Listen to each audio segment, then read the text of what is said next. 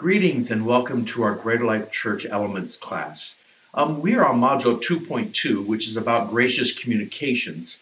Today we're going to cover Section 2, which is about principles for godly communication. So let's turn to page 18 in your study guides and we'll get started. Our focus statement is our testimony is enhanced when our communication is characterized by a gracious and appealing tone. As Christians growing in God's grace and seeking to deepen our relationship with Him, we should be intentional in engaging in communication that honors God. And so let's go to Colossians 4:6 and we'll discuss and answer some questions.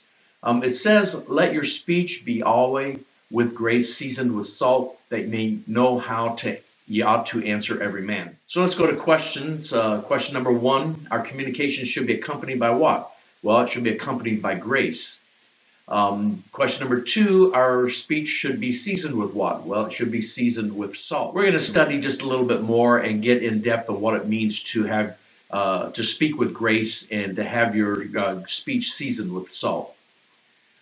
Question number 3, what kind of communication do you think reflects that our lives have been transformed by God?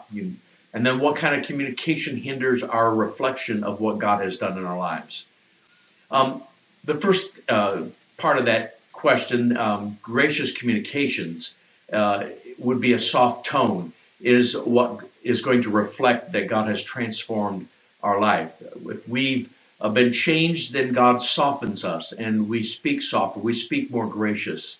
So the kind of communication, though, that hinders our reflection of what God has done in our life is when we still continue on with angry communication that is loud and harsh. And so there's many resources available about developing effective communication skills. And being a good communicator, however, does not necessarily make one's communication good or wholesome. Let's look at what some of the scripture says about what is wholesome and good communication. Ephesians 4:29 encourages us to avoid corrupt communication, for it says, "Let no corrupting talk come out of your mouths, but only such as is good for building up, as fits the occasion, that it may give grace to those who hear." So this includes communication that is unethical or dishonest, immoral, profane, fraudulent. Listen to what the apostles Paul and Peter and James have to say about the things we should or should not communicate as Christians.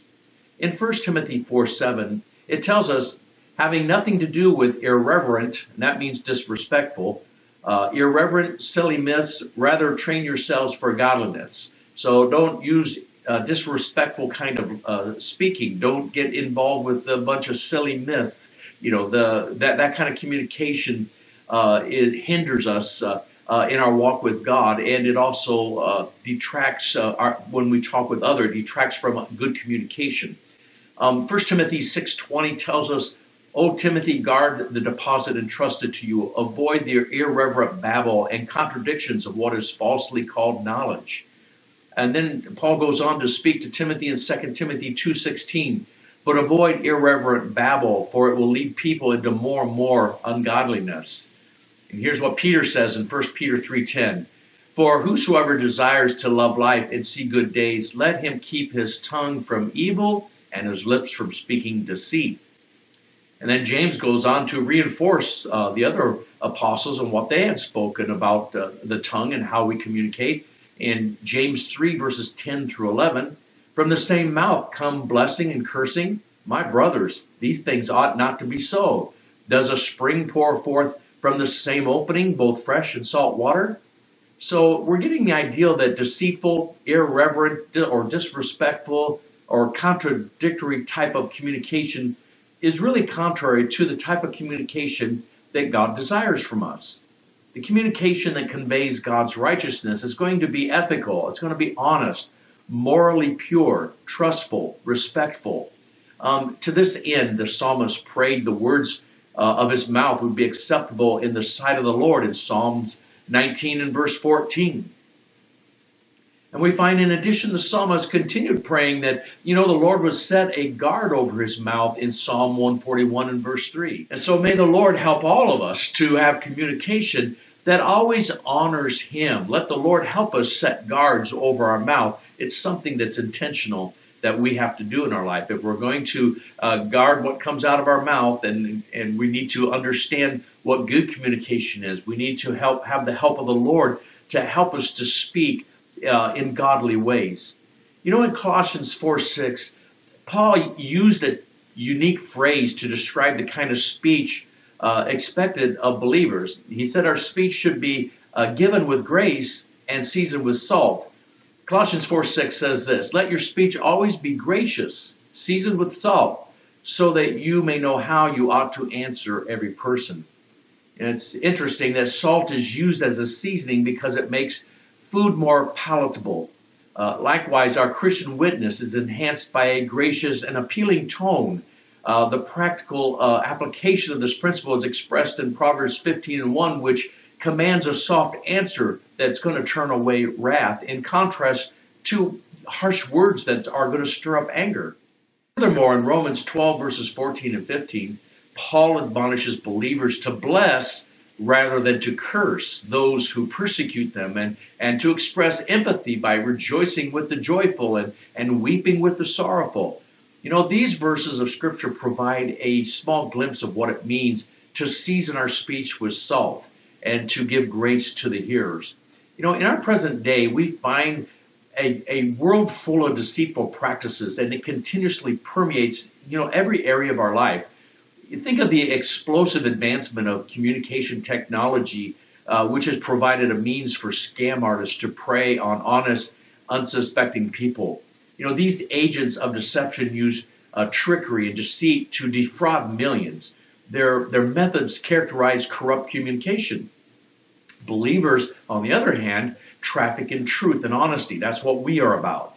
Truth, particularly religious truth, is going to be confrontational because of its exclusive nature. And so at times we need to communicate some uncomfortable truths, but do it in a way that is palatable. Do it in a way that is gracious. Do it in a way that has kindness and love. And for those instances, we're to speak the truth in love according to Ephesians 4:15. Our communication should be characterized by humility and grace. You know, we can speak the truth in a way that leads to reconciliation rather than agitation. We can speak the truth in a way that brings revelation and strives for unity and peace, and refuses to yield to the air, and yet be able to communicate these truths in a way that is peaceable and kind, and will be able to be received by those that hear us in a better way. We don't want to offend, but we're here to help people draw close to God. And so we're living in an era where, you know, communication technologies have converged on every area of our life, every arena of our lives, and for the first time in history, you know, our random musings and our thoughts and can be broadcast around the world in an instant. Now, this can be exciting because it provides an opportunity to share testimony, to share the gospel, to share our faith in God beyond our geographical boundaries. But it also can be frightening because now our idle words have far-reaching effect and consequences. We have to be careful how we speak. And to compound the matter, the presumed anonymity of online communication sometimes emboldens conduct that is out of character.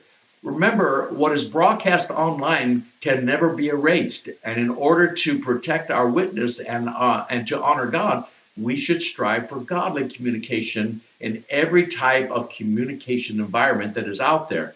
In person, one-on-one, over all these social medias, we have to be careful how we speak, what we portray, how we communicate. And so we need to remember that our communication needs to be with grace, seasoned with salt, so that people can receive what we're saying. Just remember this one thing. If you don't remember anything else, just speak the truth in love. Know how to speak in kind fashion, in a loving tone, in a loving way. And then we'll be able to get out this great gospel of Jesus Christ. We'll be able to communicate our faith in God in a way that will be palatable, in a way that people can receive this word. from us, receive our testimony, and be able to then to hopefully draw them closer into relationship with Jesus Christ. Listen, I'm out of time for this session, and I hope this has been a blessing to you. We're going to study next week about the other side of communication.